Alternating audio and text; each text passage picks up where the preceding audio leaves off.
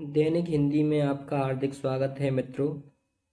पिछले वीडियो में हमने वचन की परिभाषा और विभक्ति रहित संज्ञाओं के बहुवचन बनाने के नियमों के बारे में बात की। आज की वीडियो में हम विभक्ति सहित संज्ञाओं के बहुवचन बनाने के नियमों के बारे में जानेंगे। तो देखते हैं। पहला नियम है ह्रस्व आ तथा दीर्घ आ के स्थान पर अंत स्वर का परिवर्तन ओ में हो जाता है। जैसे तरबूजा। अब ये तरबूजा शब्द है, इसके अंत में दीर्घ आ है। अब दीर्घ आ को ओ में बदलकर इसका बहुवचन तरबूजो बनेगा।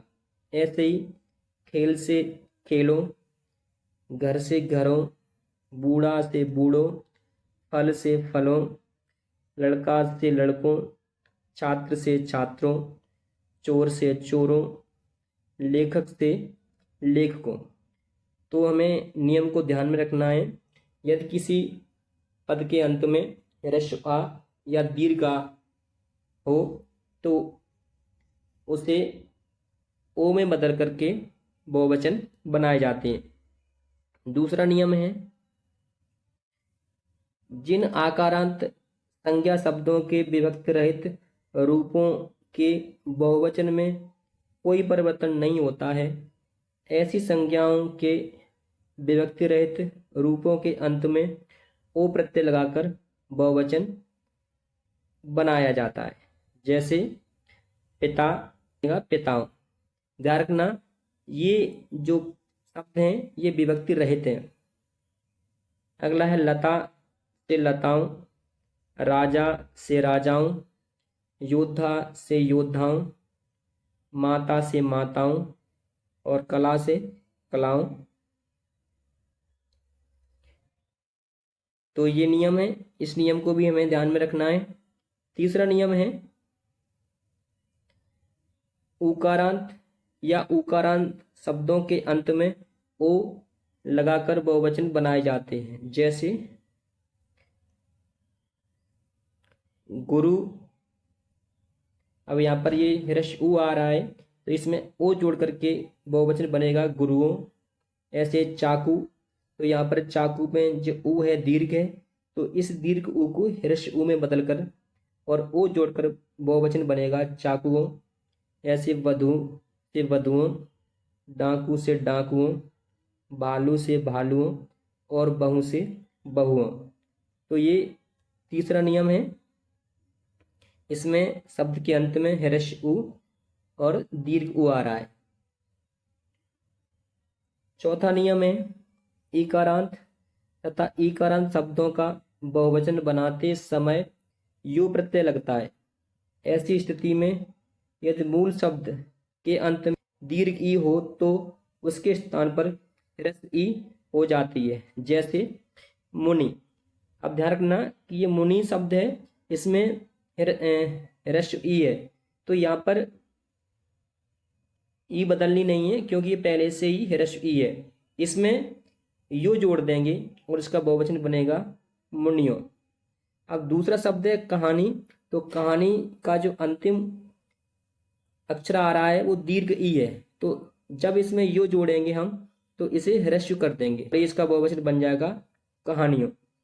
ऐसे गली से गलियों, लड़ी से लड़ियों, लड़की से लड़कियों, साड़ी से साड़ियों और हैं राशि से राशियों, फली से फलियों, नारी से नारियों, कली से कलियों, विद्यार्थी से विद्यार्थियों और पत्नी से पत्नियों। ये चौथा नियम था।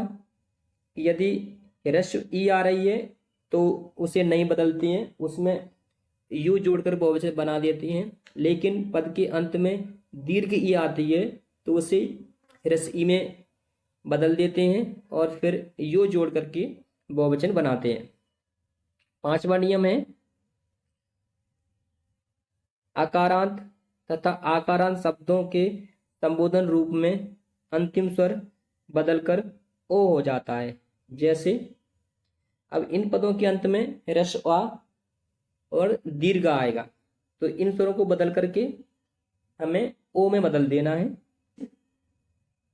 लड़का, तो इसमें दीर्घ आ है और इस आ को ओ में बदल करके बहुवचन बनेगा लड़कों।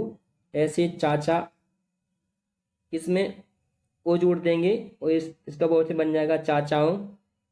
कन्या का बहुवचन कन्याओं। लोग का लोगों। माता से माताओं। और बहन का बहनों बहुवचन बनेगा।